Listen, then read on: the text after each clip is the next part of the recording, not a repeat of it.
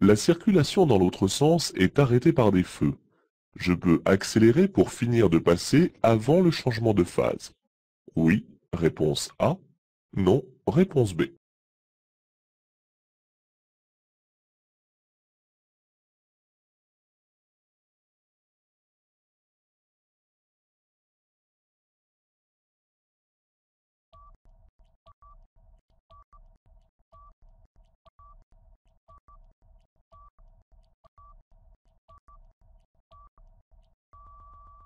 Je ne peux pas accélérer car de toute manière, les usagers en face devront me laisser finir de passer avant de s'engager. Du fait de la présence du camion d'élagage, je risque de voir des branches d'arbres tomber sur la chaussée. De plus, il y a des ouvriers qui travaillent. Pour pouvoir réagir en toute sécurité, je dois donc au contraire ralentir. Lorsque je vais dépasser ce camion, je risque d'être gêné par un fort vent latéral. Oui, réponse A. Non, réponse B.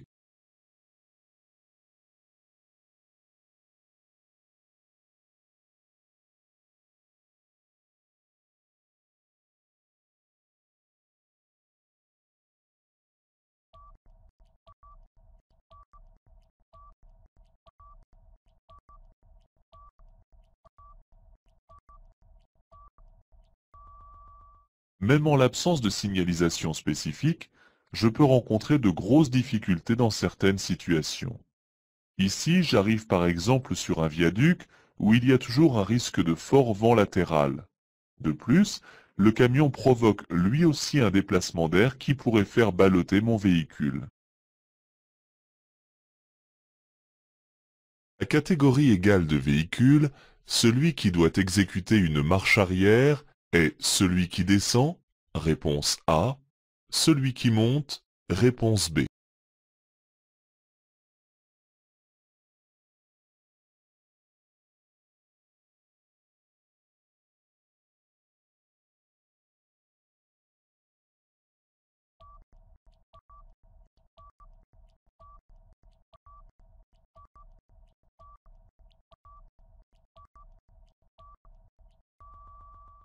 Lorsque le croisement s'avère impossible dans une forte déclivité, celui qui descend doit d'abord s'arrêter en premier. C'est également le véhicule qui descend qui fait éventuellement une marche arrière s'il s'agit de deux véhicules de même catégorie, sauf si une place d'évitement est plus facile d'accès pour l'autre.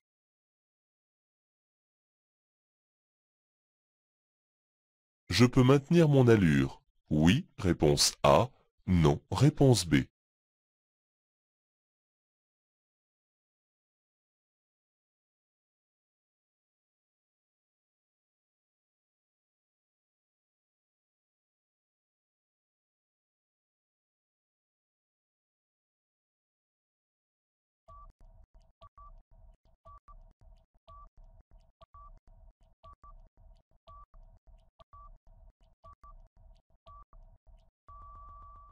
La chaussée sur cette route de campagne est particulièrement étroite et ne permet pas le croisement en toute facilité avec un autre usager.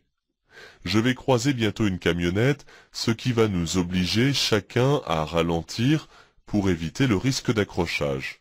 Je ne peux donc pas ici maintenir mon allure, il me faut anticiper le ralentissement.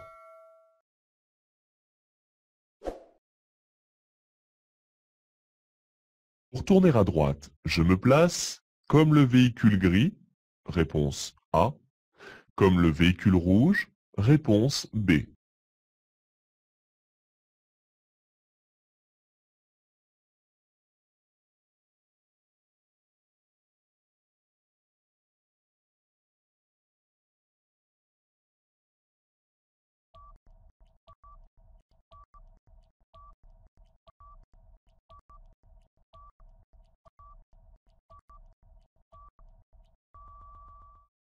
La voie de droite est réservée aux bus, comme l'indique le panneau. On aperçoit de plus un bout de la ligne de voie réservée. Le conducteur du véhicule rouge s'est mal placé. Je dois rester dans ma voie et céder le passage au bus avant de tourner à droite lorsque le feu passera au vert.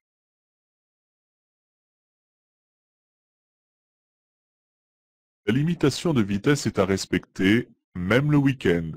Oui, réponse A. Non, réponse B. Même après 19 heures. Oui, réponse C. Non, réponse D.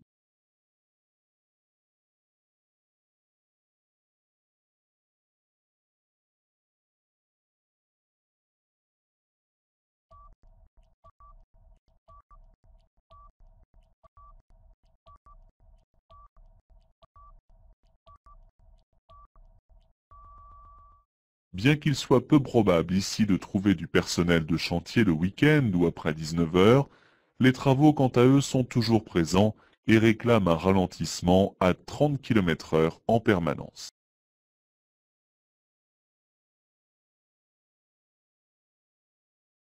Je suis conducteur novice. Je peux circuler à 60 km/h. Réponse A. 70 km/h. Réponse B. 80 km/h. Réponse C. 90 km/h. Réponse D.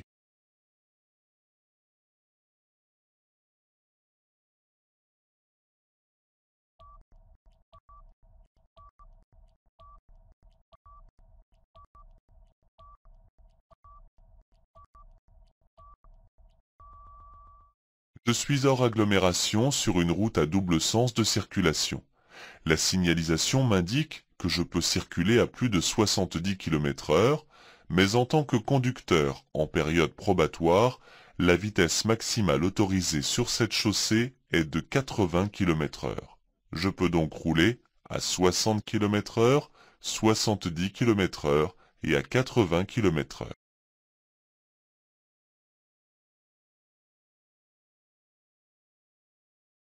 Le caractère prioritaire de cette route permet de circuler jusqu'à 70 km/h. Oui, réponse A. Non, réponse B.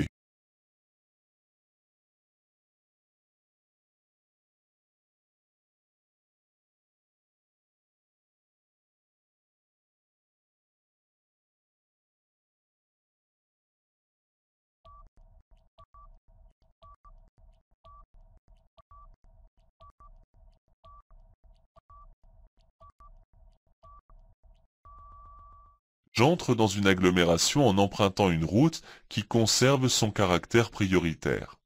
Cette particularité ne m'autorise pas cependant à circuler au-dessus de 50 km/h car il n'y a pas à proximité de panneaux qui l'autorisent.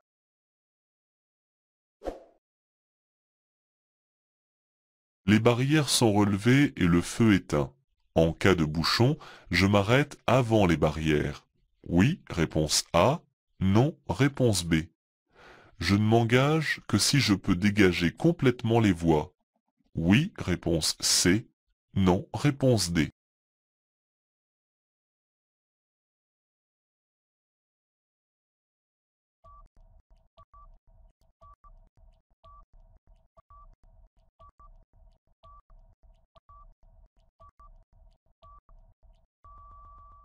Il faut imaginer l'évolution de la situation. Il est interdit de rester à l'arrêt en circulation sur les voies du train. On se doute pourquoi. Même avec les barrières relevées et les feux rouges clignotants éteints, je reste avant le passage si la circulation est bloquée de l'autre côté. Et je n'avance que si je peux dégager complètement les voies, c'est-à-dire après le passage à niveau.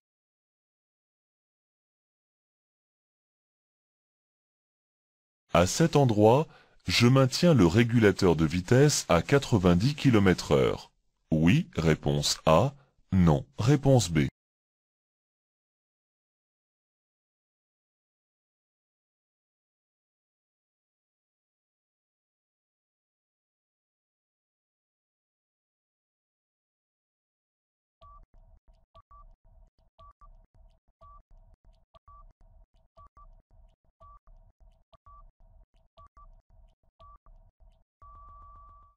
Il y a une annonce de travaux sur la chaussée et j'aperçois plus loin un panneau qui limite ma vitesse.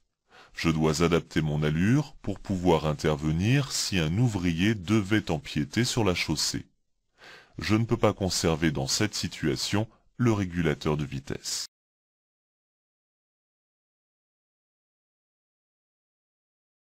Je me suis placé ici après avoir tourné à gauche à l'intersection.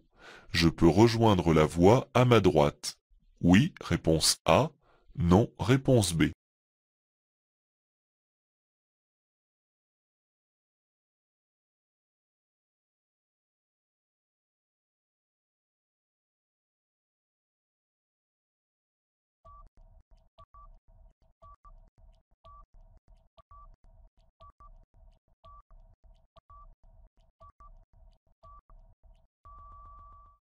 Il est parfois utile en tournant à gauche d'utiliser la voie de stockage avant de s'insérer dans l'axe de la rue. Je dois ensuite rejoindre la voie de circulation à ma droite, mais pas sans avoir au préalable contrôlé si celle-ci est libre. Le rétroviseur montre qu'elle est dégagée. Un dernier coup d'œil à droite et le clignotant précède mon insertion.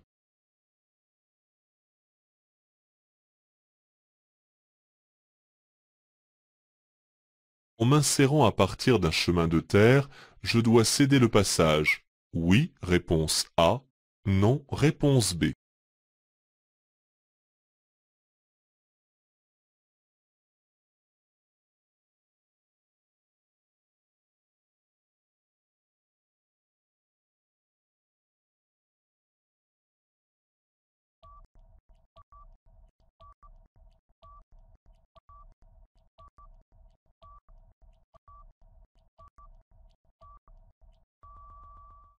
Même si aucun panneau n'oblige à céder le passage en m'insérant à partir d'un chemin de terre, je dois le faire systématiquement.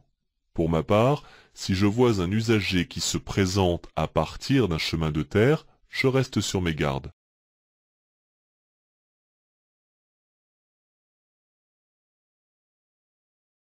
Je pourrais continuer tout droit, si je conduis un véhicule de tourisme. Oui, réponse A. Non, réponse B. Si je tracte une caravane. Oui, réponse C. Non, réponse D.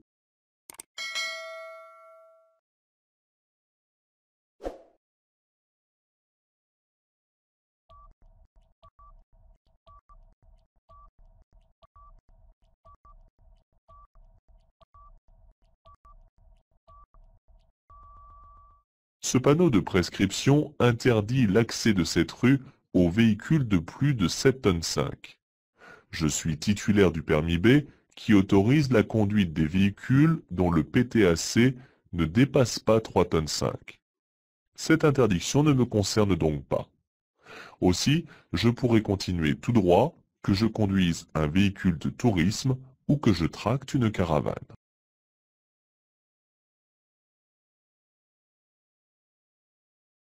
En tournant à droite, je risque une perte sur mon permis de conduire. De 2 points. Réponse A. De 4 points. Réponse B.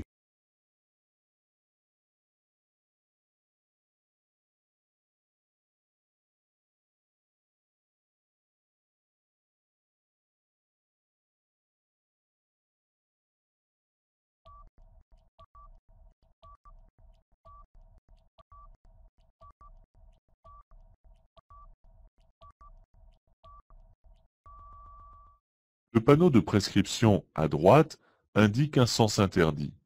Si malgré tout je tourne à droite, en plus d'une forte amende de 4e classe et d'une suspension de mon permis de conduire, je risque une perte de 4 points sur ce dernier.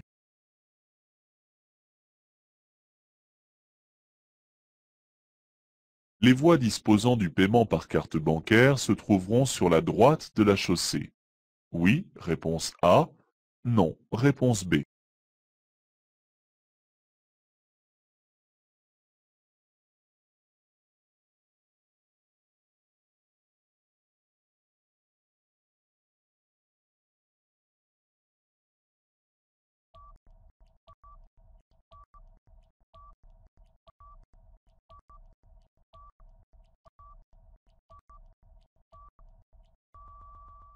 Ce panneau m'indique que la barrière de péage dispose d'un système de télépéage, permettant aux abonnés de passer rapidement et sans faire la queue.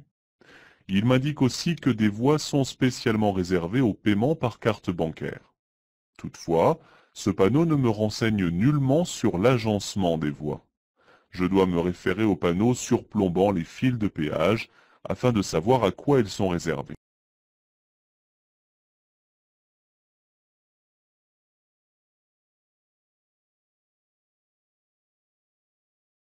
Seuls les véhicules dont la hauteur dépasse 3,50 m peuvent prendre la direction de Mont-Blanc. Oui, réponse A. Non, réponse B. Les véhicules transportant des marchandises dangereuses doivent suivre la direction de Saint-Tibéri. Oui, réponse C. Non, réponse D.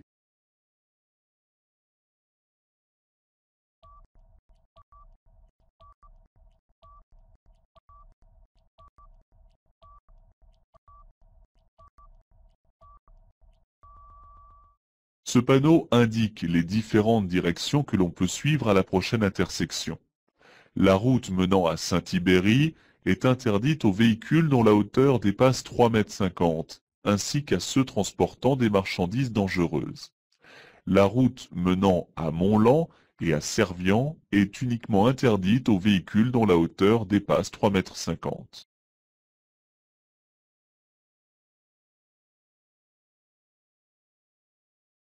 À 20 km, je trouverai une borne d'appel d'urgence. Réponse A. Une cabine téléphonique publique. Réponse B.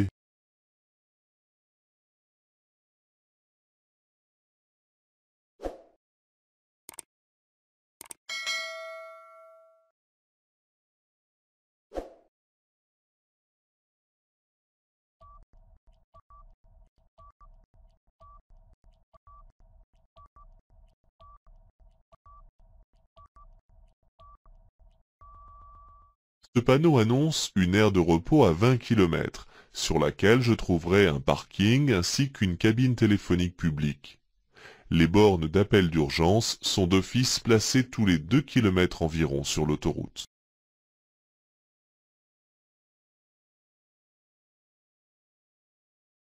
Ce panneau oblige à circuler au-dessus de 70 km/h. Oui, réponse A. Non, réponse B.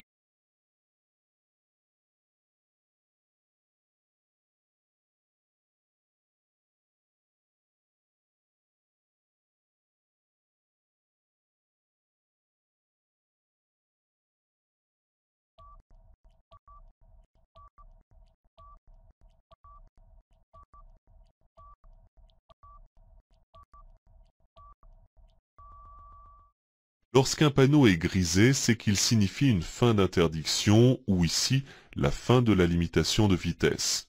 Je suis donc autorisé à circuler jusqu'à 90 km/h. Mais en aucun cas, ce panneau ne m'oblige à le faire.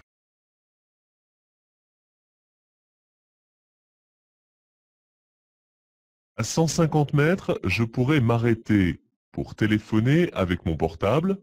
Oui, réponse A. Non, réponse B. Pour changer une roue crevée. Oui, réponse C.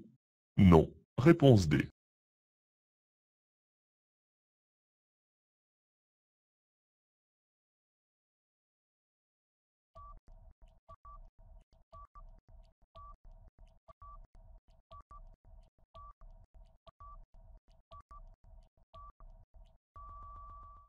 Cette signalisation m'indique un arrêt d'autobus à 150 mètres.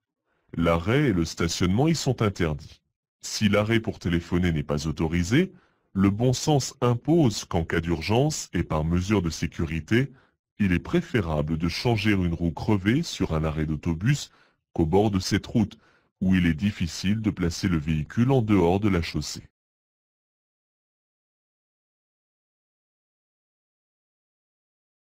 Nous sommes le 1er du mois.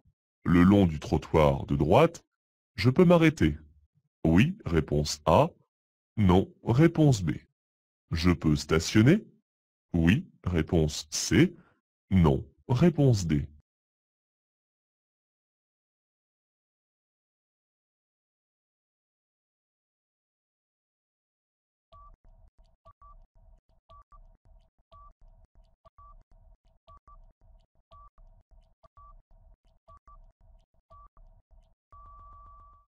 Dans cette rue, le stationnement est interdit du côté du panneau entre le 1er et le 15 du mois, mais pas l'arrêt.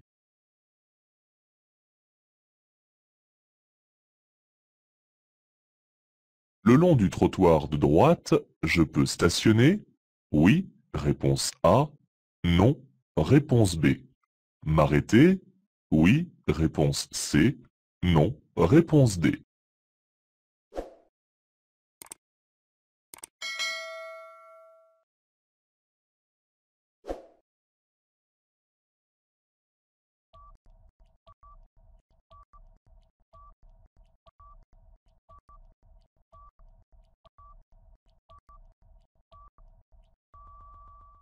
La signalisation indique que le stationnement est interdit à partir du panneau, du côté où il est implanté, et ce jusqu'à la prochaine intersection. Le panonceau rappel indique que cette interdiction porte depuis l'intersection derrière moi. Je ne peux pas m'arrêter non plus, car j'obligerai alors les conducteurs derrière moi à franchir la ligne continue.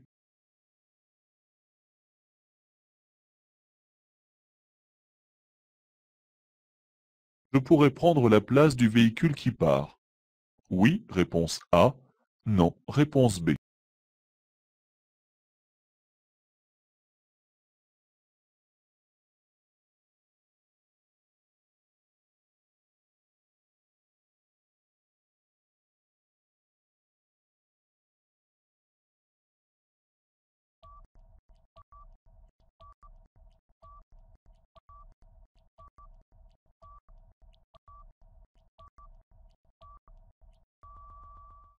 En y regardant bien, le trottoir est aménagé pour recevoir le stationnement des véhicules et la circulation des piétons sur la partie proche des habitations. Je peux donc m'arrêter ici même afin de laisser sortir cet usager et prendre ensuite sa place pour stationner à mon tour.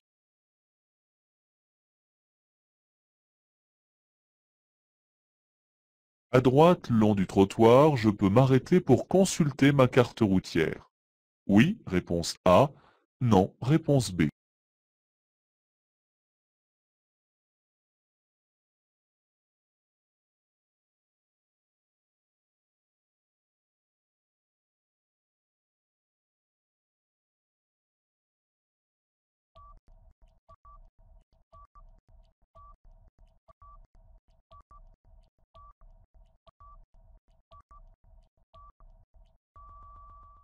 La voie de droite est une bande cyclable.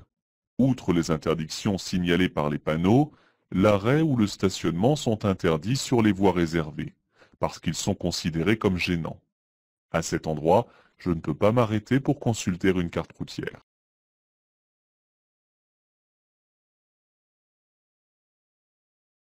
L'emplacement de droite est réservé aux arrêts d'urgence. Oui, réponse A. Non, réponse B.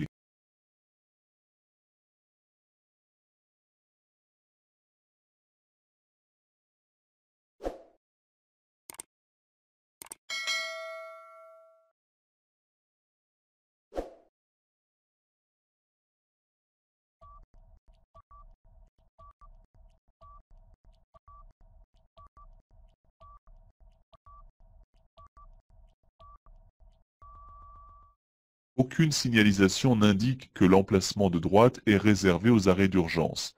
Je peux donc y stationner, quelle que soit la raison. Sur autoroute, l'arrêt et le stationnement sont interdits. Sur le terre-plein central, oui, réponse A. Non, réponse B. Sur la bande d'arrêt d'urgence, oui, réponse C. Non, réponse D.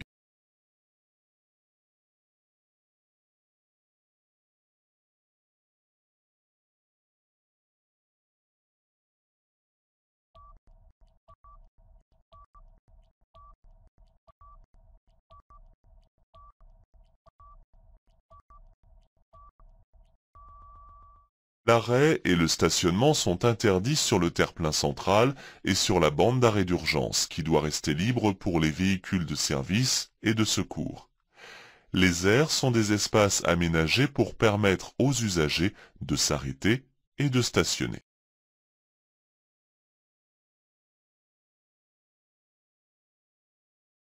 Je peux m'arrêter à droite pour lire ma carte routière. Oui, réponse A. Non, réponse B.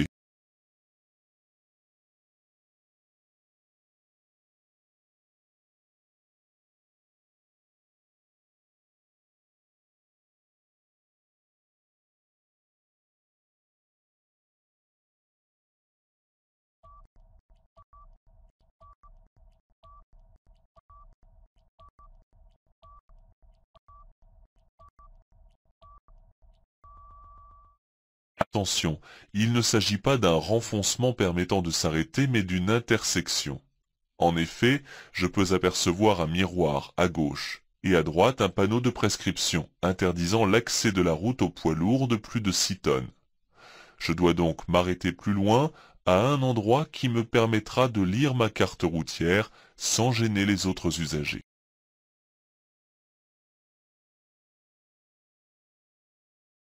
Le stationnement est ici bilatéral. Oui, réponse A. Non, réponse B.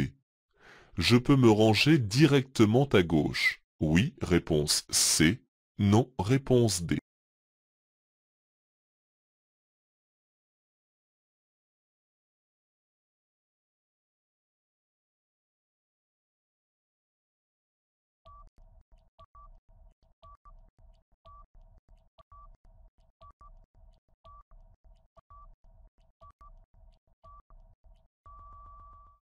Remarque ici que le stationnement s'effectue des deux côtés de la rue. Il est donc bilatéral. Cependant, la règle en agglomération interdit de se ranger à contresens de la circulation. Un simple coup d'œil m'informe que la rue est à double sens de circulation, ce qui signifie que certains usagers sont mal stationnés. Je dois en effet stationner à droite dans le sens de circulation.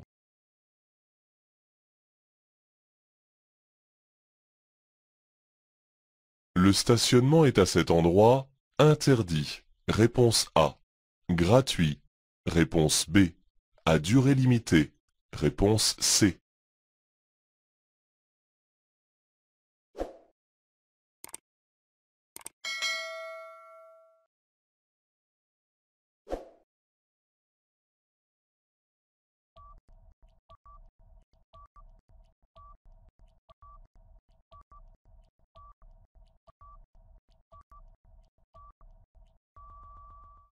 Ce panneau parking est complété d'un symbole européen qui signifie que le stationnement est autorisé à cet endroit sous réserve d'utilisation d'un disque. Le stationnement est gratuit mais limité dans le temps entre une demi-heure et 1h30.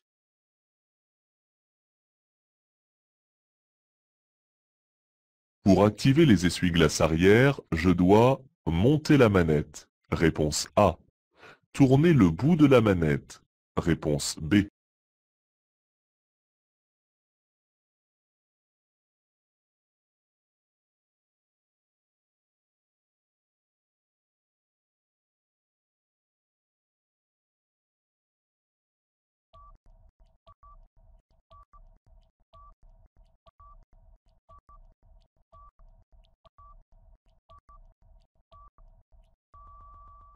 Sur ce véhicule, en montant la manette, j'activerai les essuie-glaces avant.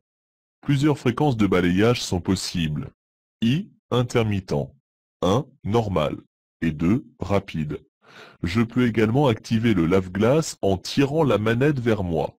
En tournant le bout de la manette, j'activerai les essuie-glaces arrière et le lave-glace arrière en plaçant le symbole choisi en face du point blanc. Attention, ces commandes varient d'un véhicule à un autre.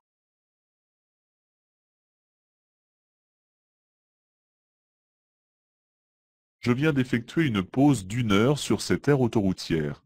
Il est conseillé de prévoir la suivante dans 1 heure. Réponse A. 2 heures. Réponse B. 3 heures. Réponse C. 4 heures. Réponse D.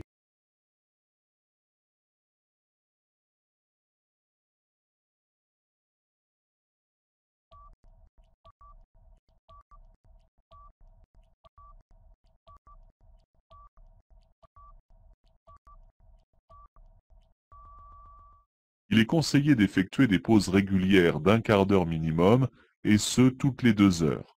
Ces arrêts permettent de se reposer physiquement et mentalement.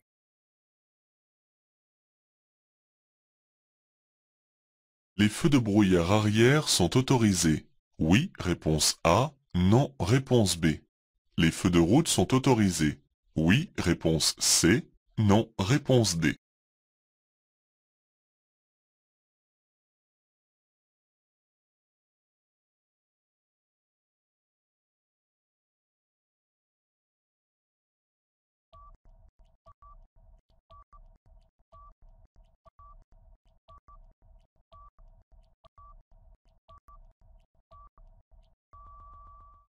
Ici, la visibilité est réduite à cause de la neige qui tombe abondamment.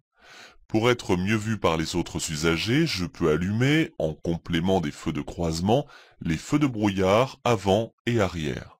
Les feux de route ne sont autorisés que la nuit, sans éclairage.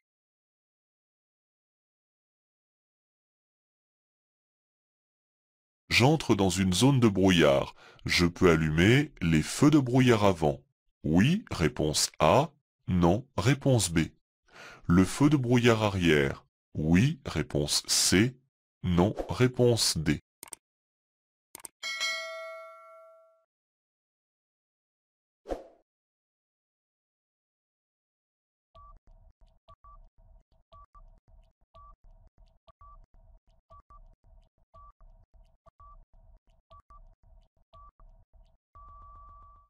Lorsque j'entre dans une nappe de brouillard, je peux allumer les feux de brouillard avant et arrière. De cette manière, je serai beaucoup plus facilement repérable par les autres usagers.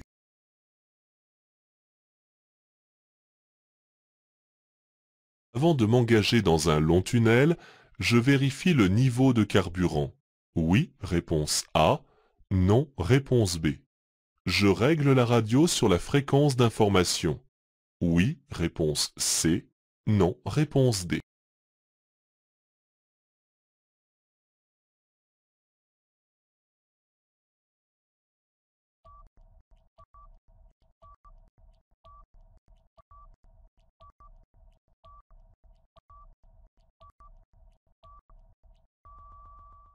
Les longs tunnels sont des lieux à très haut risque en cas d'incendie, raison pour laquelle ils sont surveillés et dotés d'équipements de sécurité. Je fais en sorte de pouvoir recevoir des informations grâce à l'autoradio. Je vérifie le niveau de carburant car il m'en coûterait cher de tomber en panne sous le tunnel. Je dois aussi déclarer au péage si mon véhicule fonctionne au GPL. Une galerie sur le toit augmente la consommation jusqu'à 10% environ. Oui, réponse A. Non, réponse B. Est préférable à une remorque. Oui, réponse C. Non, réponse D.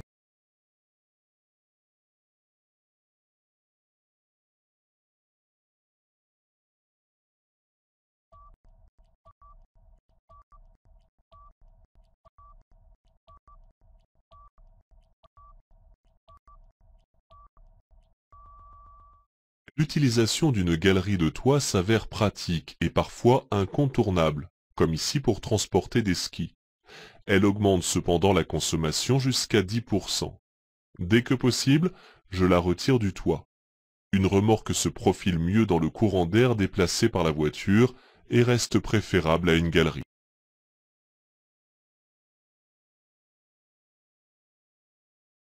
Aucun véhicule ne vient de l'arrière. Je dépasse. Oui, réponse A. Non, réponse B.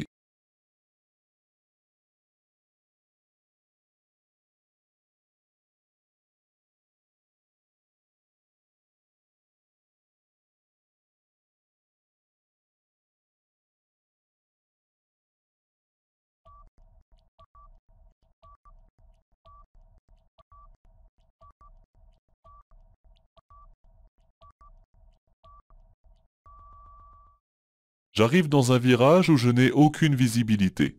Même si le marquage au sol m'autorise à dépasser ce tracteur, la visibilité en est tout autre. Je ne vois rien en effet de ce qui peut arriver en face. J'attends d'avoir une meilleure visibilité vers l'avant pour effectuer ce dépassement.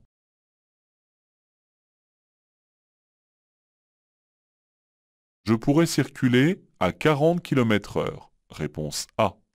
À 50 km/h. Réponse B. À 60 km/h. Réponse C. À 70 km/h. Réponse D.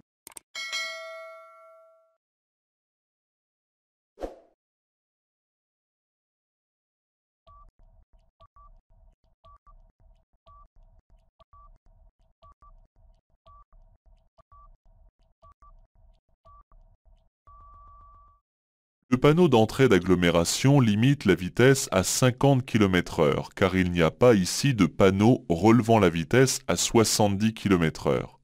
À partir d'ici, je pourrai donc circuler à 40 ou à 50 km/h.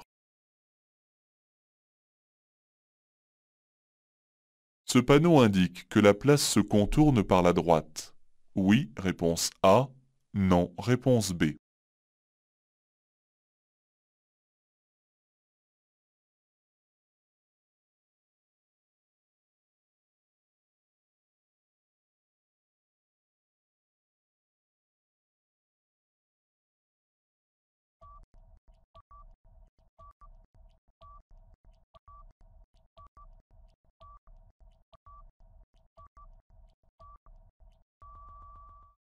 Les panneaux ronds à fond bleu sont des panneaux d'obligation. Celui-ci m'oblige à tourner à droite à cette intersection. Il n'indique en rien qu'une chaussée ceinture la place. Mon téléphone sonne. Je le laisse sonner. Réponse A. Je m'arrête à droite pour répondre. Réponse B.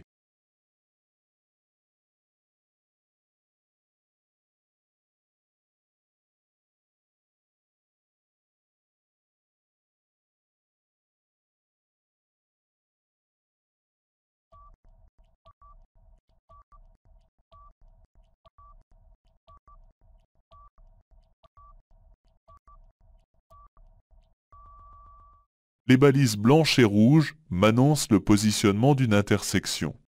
Même si l'intersection est un chemin de terre, je ne dois en aucun cas y pratiquer un arrêt. Je laisse sonner le téléphone et j'écouterai mes messages plus tard. Le mieux reste de le couper lorsque je conduis.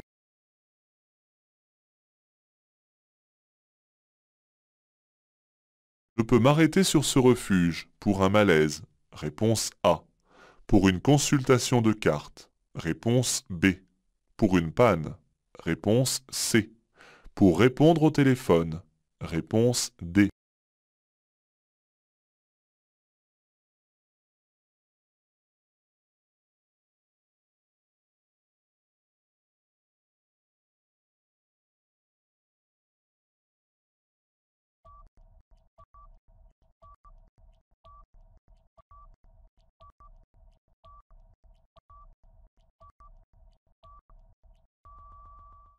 On trouve des refuges lorsque la chaussée n'est pas bordée par une bande d'arrêt d'urgence. Son utilisation est strictement réservée pour un arrêt d'urgence, soit un malaise ou une panne. Pour consulter une carte routière ou utiliser son téléphone, il existe des aires de repos.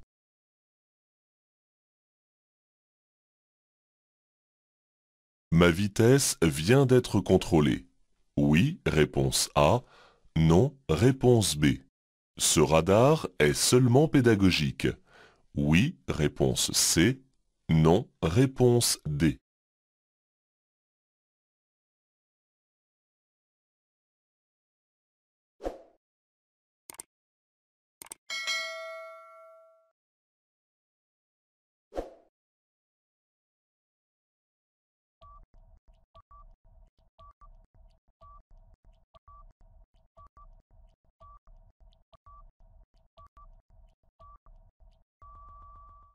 Les forces de l'ordre procèdent régulièrement à des contrôles de la vitesse des usagers.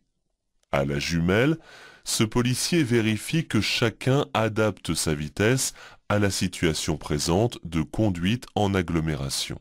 Il ne s'agit pas d'un simple contrôle de vitesse pédagogique, mais bien d'un radar mobile pouvant entraîner l'établissement d'un procès-verbal et des sanctions en cas de vitesse excessive.